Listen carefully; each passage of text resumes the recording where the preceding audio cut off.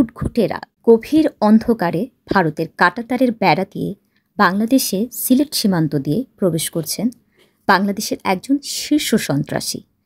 তাকে ভারতের সঙ্গে কোনো বন্দি বিনিময় চুক্তির আওতায় আনা হয়নি। আনা হয়েছিল একটি বিশেষ মিশন সম্পন্ন করতে, একটি রাজনৈতিক মিশন। মিশনটি যথাযথভাবে সম্পন্ন হলে জায়মা রহমান হারাতেন চিরতরে তার পিতাকে, জোবায়দা রহমান হতেন বিধবা, আর বেগম জিয়া হারাতেন তার একমাত্র অবলম্বন, চোখের মণি, প্রাণপ্রিয় পুত্র তারেক রহমানকে। এই হত্যা শুধু একটা পরিবারকে নয়, একটা দলকে এবং একটা দেশকে চিরতরে পঙ্গু করার মিশন। এই দৃশ্য কোনো ষড়যন্ত্র নয় কোনো সিনেমার স্ক্রিপ্ট। এটাই ছিল বাস্তবতা। যদি আওয়ামী লীগ সরকার আরও কিছুদিন ক্ষমতায় থাকত, তাহলে এই বাস্তবতা আজ খবরের হেডলাইন হতো। এটি ছিল একটি ভয়াবহ পরিকল্পনায় হায়েনার হিংস্রতা মাখা রাষ্ট্রীয় পরিকল্পনার গুপ্তছক, যেটা সাংবাদিক জুলকারনাইন শায়েরের ফেসবুক পোস্টে উঠে এসেছে সম্প্রতি, যা শুনলে গা শিউরে উঠবে সবার।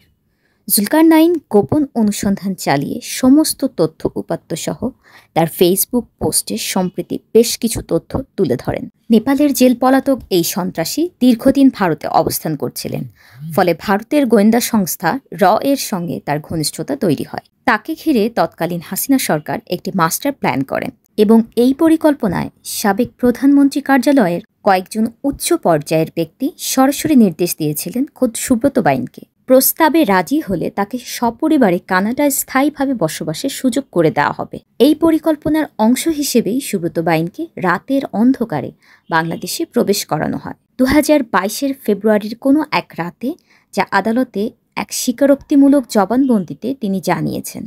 সুব্রত বাইনের দেয়া এই তথ্য বৃহস্পতিবার দেশের সবকটি সংবাদ মাধ্যমে গুরুত্বের সঙ্গে প্রকাশ করা হয়েছে।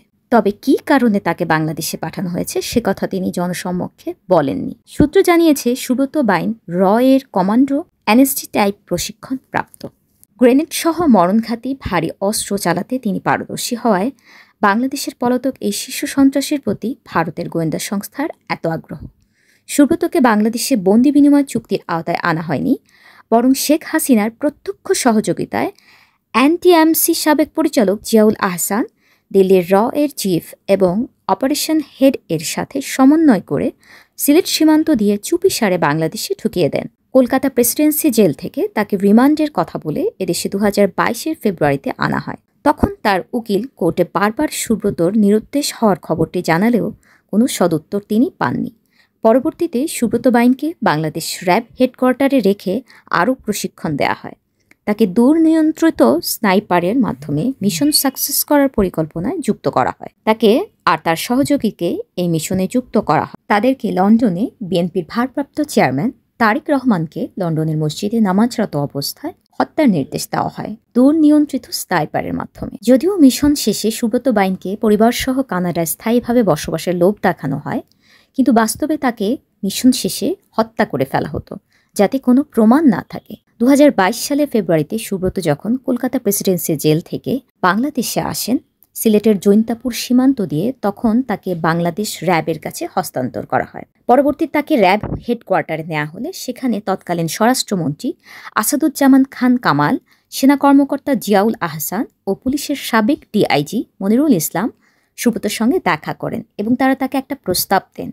যদি প্রস্তাবে রাজি না হয় তাহলে তাকে ক্রসফায়ারে হত্যা করার হুমকি দেন, আর যদি কথা মতো কাজ করা হয় তাহলে তাকে ক্রসফায়ারে দেয়া হবে না এই মর্মে জানান যে তাকে কানাডায় স্থায়ীভাবে প্রতিষ্ঠিত করা হবে। এভাবেই জিয়াউল আহসানের অধীনে উত্তরায় রেখে তাকে স্নাইপারের ব্যাপারে আরও জটিল প্রশিক্ষণ দেয়া চলে। এ সময় তার মেয়ে বিতুর সঙ্গেও তাকে দেখা করিয়ে দেওয়া হয়। পরবর্তীতে একটি গোপন মিটিংয়ে তাকে জানিয়ে দেওয়া হয় মিশন কী ছিল। হত্যার মূল টার্গেট যে তারেক রহমান, এটা তাকে তখন জানানো হয়। অপরাধ করতে করতে পারদর্শী হওয়া সুব্রত বাইনের কাছে দ্বিতীয় কোনো উপায় ছিল না, ফলে তাকে ইচ্ছায় হোক অনিচ্ছায় হোক রাজি হতেই হয়। তাকে বলা হয় পাকিস্তানি পাসপোর্ট দিয়ে তাকে লন্ডনে পাঠানো হবে এবং তাকে লম্বা দাড়ি রাখতে হবে যেন তাকে দেখতে পাকিস্তানিদের মতো দেখায়। তাকে জানানো হয় পুরো ঘটনায় তাকে সাহায্য করবে লন্ডনে নিযুক্ত তৎকালীন বাংলাদেশি হাইকমিশনার সাইদা মুনা। কিন্তু মানুষ ভাবে এক আর হয় আরেক। হয়তো তারেক রহমানের উপর তার বাবার দোয়া ছিল। 5ই আগস্ট সরকার পরিবর্তনের মধ্য দিয়ে দাবার দান উল্টে যায়, বেঁচে যায় একটি দল ও একটি পরিবার। বিরূপ পরিস্থিতিতে জিয়াউল আহসান তখন সুব্রত বাইনকে তার মেয়ে পিতুর কাছে হস্তান্তর করে। পরবর্তীতে কুষ্টিয়া শহরের এই বাসাটি থেকে সুব্রত বাইনকে একটি সহযোগী সহ গ্রেফতার করে যৌথ বাহিনী। বর্তমানে 8 দিনের রিমান্ডে রয়েছেন তিনি।